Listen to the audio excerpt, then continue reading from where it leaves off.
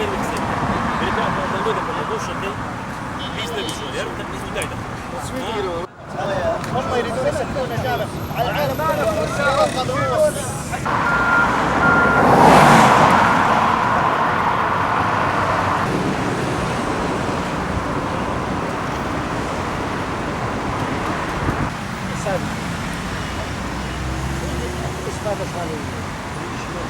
تقريبا ده 15 سنة.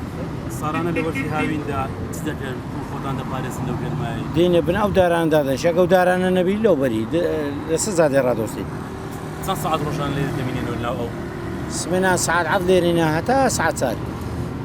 تأثير لسه صحتان سنت أبوا. والله زور. سيبرني هر أوي صارني بخونوا مزقفتك ماني مزقفتك إيش قباتها. مزقفتك قباتنا تاني أوي صار بخونوا. داوتان اللي في ديرو تامكن. هاري والله تنزل بموزني ما قلت أبي بيناسلوي دكتور إني ناسلوي نكتو تو تأثيرية أو درجة حرارة بنزايا معدل لو سو زاد دنشكو تأثيرية والله إجنية تقريبا دو حفتة يجي إجنية برا وزع دولار ونازم وبرندو نيدي بيجي على أساس ده زور لو عنده سلسلة عمله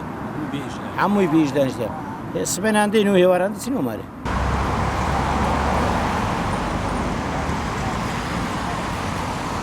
قبل ده عشان عمال جاي نشتغل هنا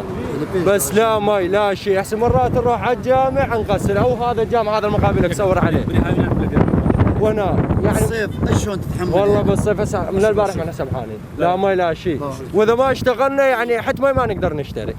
على الجامع فتح الجامع نغسل والله اني من الخمسة مرات ما اشتغل للمغرب قاعد هنا مرات دمار واكو بيهم قطعة تصير بيهم تيف ومرض من هذا الحار يعني مرات نروح على ذيك الشركة ما يخلونا نقر لو يفتح الجامع ب 12 نروح نتمسح ونصلي ونرجع هنا والله نتنقع من يفتح الجامع نتنقع ملابسنا ونجي هنا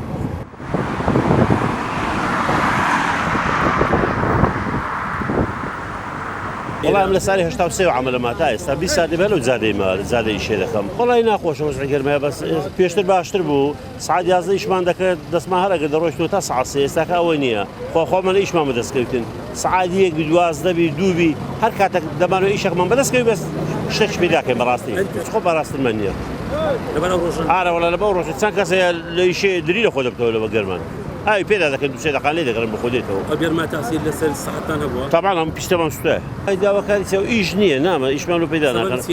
والله سببك يورون واشتري هرتي عربي لبصرة راح هذا تعويض وشغات هم أنا ما أراندي السوري هم دنيا أنا ما أرانديها إيرانيان هنا باكستانيان هنا أفغانيان هنا هم هنا إيش أنا ما برديو السوري عمل كان أنا مش أشكر دنيا عرفت كل هم عرب وسوريا وإزدية وهم اشتغلوا